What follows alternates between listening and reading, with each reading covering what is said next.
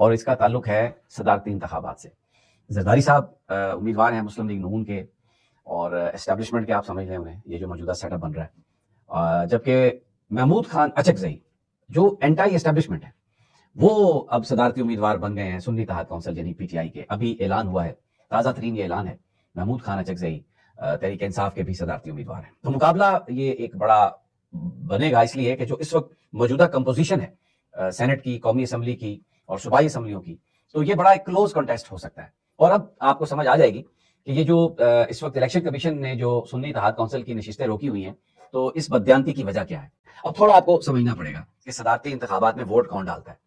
एक तो कौमी असम्बली और सेनेट का जो हर मेंबर है ना सदारती इंतखाबात में, उसका एक वोट है। जो सूबाई असम्बलियां है ना, उसमें जो बलूचिस्तान असम्बली है उनके 65 वोट हैं और वहां पर भी हर बंदे का वोट है। लेकिन बाकी जो सारी असम्बलियां हैं ना, हर असम्बली के 65 वोट हैं, जितने बलूचिस्तान असम्बली के वोट हैं, तो वो उन मेंबरों में तकसीम होते हैं। मसलन अगर 250 मेंबरान हैं सूबाई पंजाब असम्बली के, तो वोट 65 हैं और वो उन 250 जो मेंबरान हैं उन पर तकसीम होगा।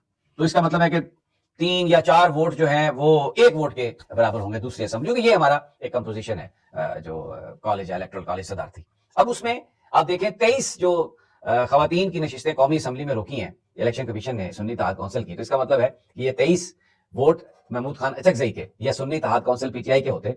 ये जरदारी के खिलाफ जाने थे, इसलिए इलेक्शन कमीशन सुल्तान सिकंदर राजा साहब इनके ऊपर बैठे। इनको बहुत याद नहीं है, इनको कुछ ये समझते हैं हमने कोई किसी को जवाब नहीं देना। अब इस वक्त आप देखें कि जो सेनेट है उसके अंदर अक्सरियत है उन लोगों की, अगर वो सब मिल जाए पीटीआई यानी सुन्नी इत्तेहाद काउंसिल, मौलाना फजलुर रहमान, महमूद खान अचकजई और दूसरी तमाम छोटी पार्टीज जो हैं, अगर वो मिल जाती हैं तो सेनेट की जो अक्सरियत है वो आसफ जरदारी के खिलाफ वोट डाल देगी।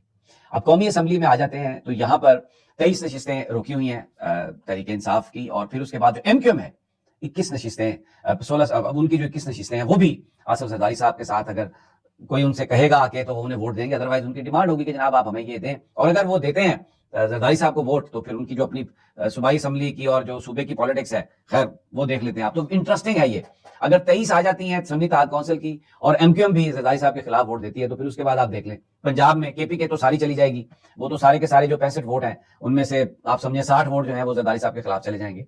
बलूचिस्तान में भी महमूद खान अचकजई भी है, मौलाना फजलुर रहमान भी है, वहां पे स्प्लिट हो जाएगा। पंजाब में भी नून लीग के ज्यादा है, पीटीआई के सुन्नी इत्तेहाद काउंसिल के कम है, यहां पर भी उनको वो वोट थोड़े वो ले जाएंगे। लेकिन ये बड़ा क्लोज मार्जिन बनता है अगर ये 23 नशिस्तें जो रुकी हुई हैं बस इसकी सुन्नी इत्तेहाद काउंसिल की खवातीन की, ये उन्हें मिल जाती हैं, और जो कम अज कम भी 15-20 नशिस्तें जो जिनके फॉर्म, अगर फॉर्म 45 खुल जाता है और उसमें मामला होता है और जो सही जीते हुए लोग हैं उनका नोटिफिकेशन होता है, तो जरदारी साहब तो सदर नहीं बन सकते। अब ये supreme court Qazi Faez Isa chief justice of Pakistan, उनको ये देखना चाहिए। वो ये बात है ना कि मैं टीवी नहीं देखता और मैं इधर भुट्टो का रेफरेंस लगा के शुरू हो जाऊंगा और वो इस वक्त लगे हुए हैं इस काम को। ये अब आप तारीख लिखी जा रही है, सब कुछ नजर आ रहा है। बेईमानी से, फ्रॉड से एक वज़ीर आज़म मुसल्लत कल करने की कोशिश की जा रही है, फिर उसके बाद एक सदर, बाकी ओहदे सारे बना लिए गए। लेकिन अगर ये तमाम कुव्वतें सफारा हो जाती हैं तो मैं आपको बता रहा हूं कि इमरान खान जो है उनकी रिहाई भी बड़ी जल्दी है, और ये सारा सियासी मंजरनामा जो आज बना हुआ है, ये अगले 1 महीने में ये मंजरनामा तब्दील हो सकता है।